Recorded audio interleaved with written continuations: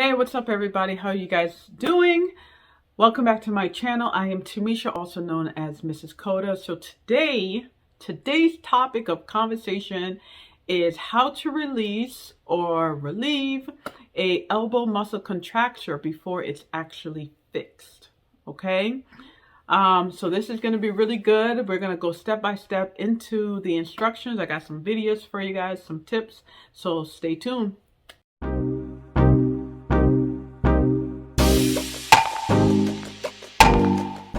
When I say elbow contracture, in layman terms, it simply means a stiff elbow. All right. But a contracture gone untreated can definitely become fixed in the position. And we as CODAs and OTRs, our goal is to prevent that, because when an elbow is in this position and it's fixed, what happens here is you sweat and the skin is being rubbed together, and what ends up happening is skin breakdown, and it becomes very painful for your client. So what we're going to do is relieve that pressure and allow the CNAs, if you're working in a skilled nursing facility or if you're at home with a loved one, it's going to allow you to kind of get in there to clean that area, which is super important for skin integrity. Alrighty. This is also considered a spastic dysfunction. A lot of times you will see clients or patients with stiff elbow, or I should say, elbow contractures, is due to neurological conditions. So a lot of stroke patients will have this, even TBI patients will have this. So it tends to be across the board with neurological cases. If you're working in a skilled nursing facility, you're probably going to see it a lot more with stroke patients. The thing about with stroke patients, the extremity can actually be flaccid at first, which is kind of like a limp noodle. And then over time, it can become very spastic. Whereas other cases, it can just go right to spasticity. So if you're not familiar with spasticity, go ahead and check out my channel here, where I talk about the difference between rigidity and spasticity. I think it's here or down below, wherever. Just go check it out. All right. I'll make sure I leave a link from that. The card will be right there for you to watch that. All right, so let's go ahead and jump right into this. So if you see me looking this way, it's because I'm going to take you guys through some videos. Well, I shouldn't say video. This is the video, but I'm going to take you guys through some images here. So I'm going to take you through a session. Yeah, I'm going to take you through a session, and I'm going to explain to you exactly what I would do, and I'm going to show you through these pictures here that's going to be scrolling behind me. So pretty much, this is typically what you're going to see. Okay, you can see right there by the acromion area, it's going to be tight. Under the armpits, it's going to be tight. By the elbow, it's going to be tight, and then by the wrist area, it's going to be tight. These are the 3 point of contact areas where the muscles get very spastic. So you're going to have the elbow is going to be flexed, the wrist is going to be flexed and ulnar deviated, and the thumb and palm deformities tend to occur, as well as the forearm is pronated. Okay. So even though the axillary is tight, which is, the medical terminology, the axilla is your armpit. Even though this area is very tight, our focus is really going to be the elbow joint. But if you are trying to get this elbow to extend, you're going to still have to work on surrounding muscle groups because it's all connected. Okay. So the goal is now to really get our patient to this point. Now, this is very aggressive. To get someone to this point. It can happen for sure, but a lot of times they're going to need assistance to maintain that, because over time the arm can creep back up into this position. But this can definitely happen. But this is, of course, our goal to get someone here. All right. So what I like to start with, and again, this is going to apply to what I've done, but every patient is different. So you need to assess the situation. So what you can first start with is moist heat. This is a picture of typical moist heat that you'll see in most skilled nursing facilities or outpatient clinics. However, I say this with caution. The moist heat is to try to relax the muscle. However, you have to check the skin integrity of your patient. They may not be able to handle this moist heat. So you can use a rag that is warm, or you can simply use your hand, right? Kind of warm up your hand a little bit and kind of gently massage. And you're going to see me do that as well in this video. So I'm just gently massaging, kind of getting the muscle warmed up a little bit in order to allow me to range them. So you're going to be doing a gentle passive range of motion. You're going to be focusing on the inhibition technique, and you'll see me also do that. Another thing that you can do is, if you're going to bypass heat, that's okay too. You can apply electric stimulation. Sorry, had like a brain fart. You can apply electric stimulation onto the tricep muscle. In this video, you see me putting it on the bicep as well. Typically, when you're trying to get an elbow extension, you should only put it on the triceps, but I have also put it on in the past just to fire both muscle bellies. But for the most part, you're focusing really on the tricep because that is your primary mover for elbow extension. I'm saying the word Russian because Russian is really meant for strength. I believe the other term is NMES, which is also used for edema, but that too can use for contracture. And really what you're looking for is a muscle twitch. Now the muscle twitch shouldn't be painful, but it should be enough that you can actually see the movement. And again, you're going to talk to your patient to make sure that they're not in any pain. It's going to feel uncomfortable at first because no one is used to seeing their muscle jump, but it should not be painful. It should be tolerable. Okay, let's keep that in mind. Now, if you're not PAM certified or your OTR is not PAM certified, this is something that you're not going to do. That is okay. I've done it before with some of my supervising OTRs because they were PAM certified and they actually had a goal for it, whereas some did not, and they weren't comfortable with me doing it because they didn't know how to kind of assess it because they're not certified in it. So I just completely just held off and just didn't do it, even though I'm PAM certified and I've used eSTEM before in the past. Okay, so if you have to bypass the moist heat and you have to bypass the eSTEM, perfectly fine. That is okay, because especially on limited time, sometimes you don't have time to do that.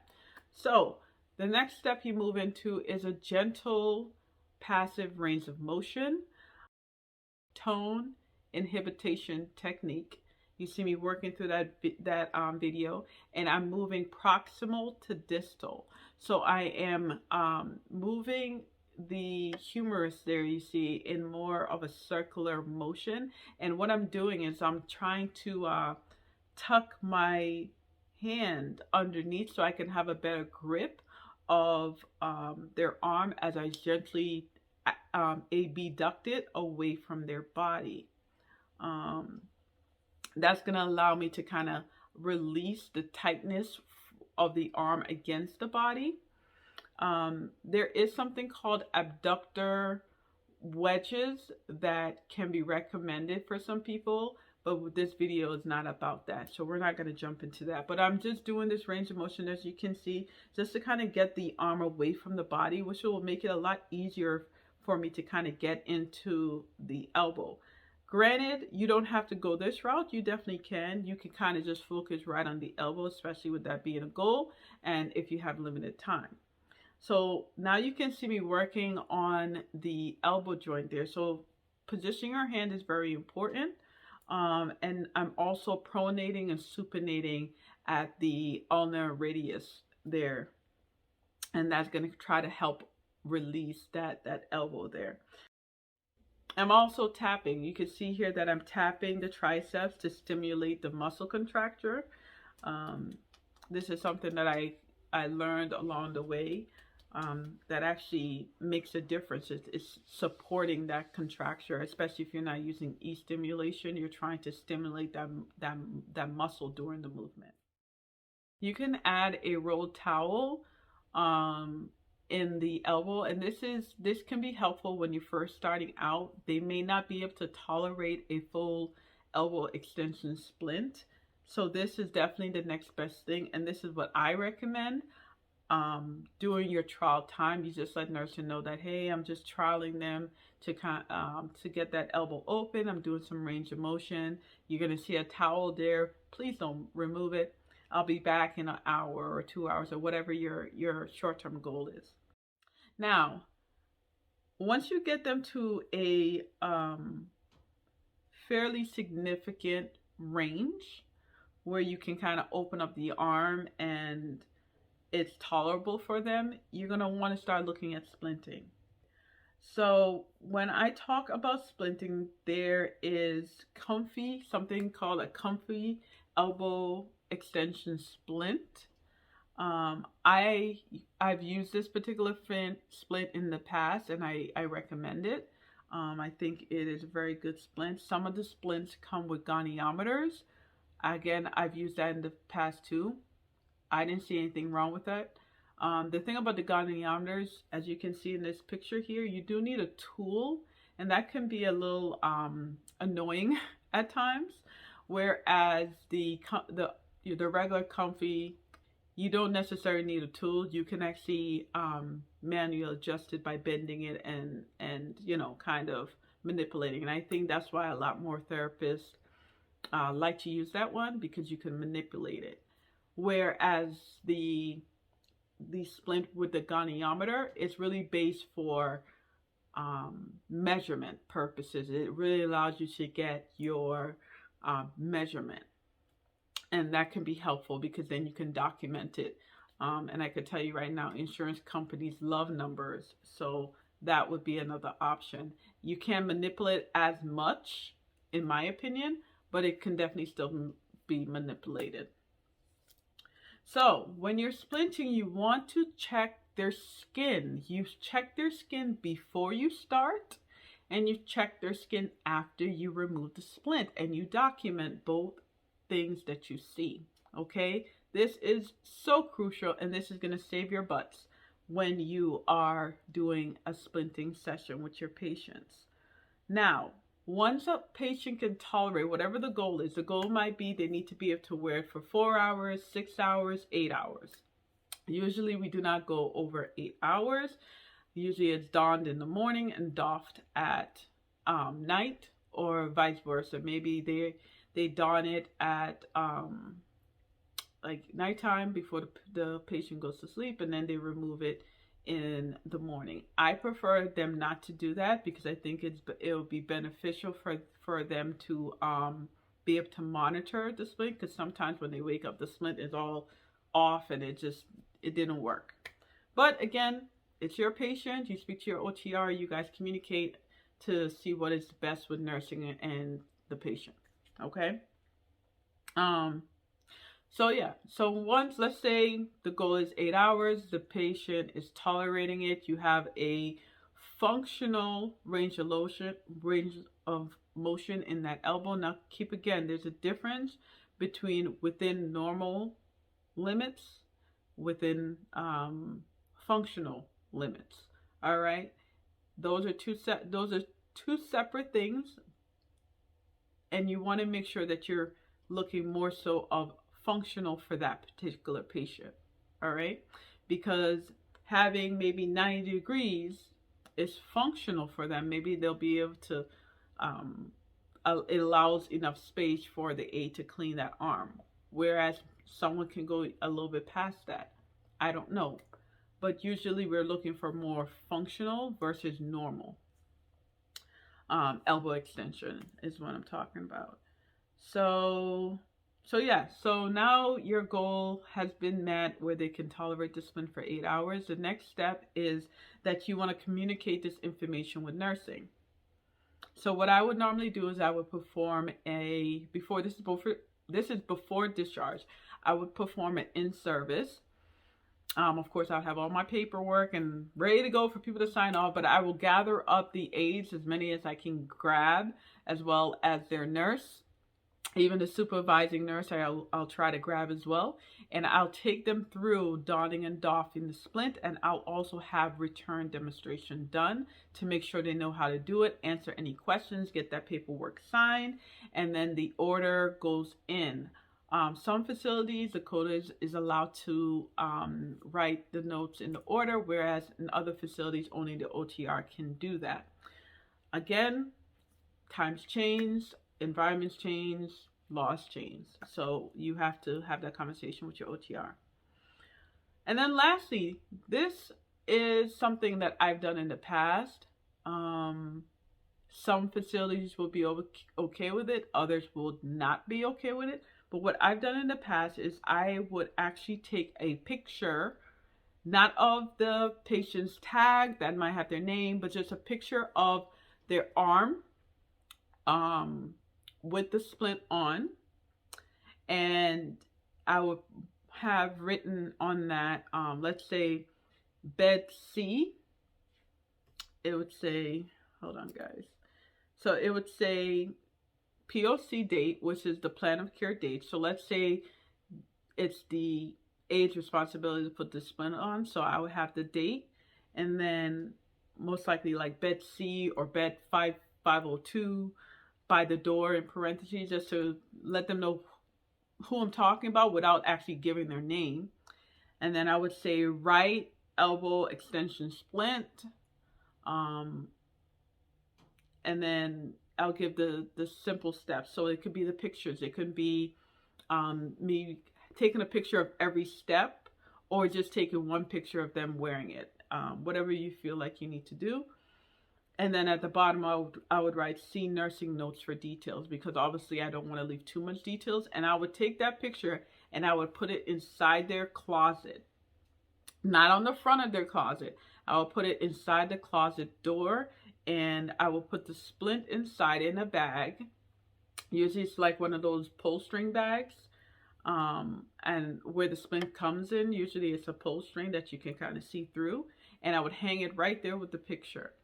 And then you document this. I usually will show an aide on the floor, but I would usually show a nurse and say, hey, this is where this is, blah, blah, blah, blah. Now, some facilities will be okay with this. Some will not. I don't know.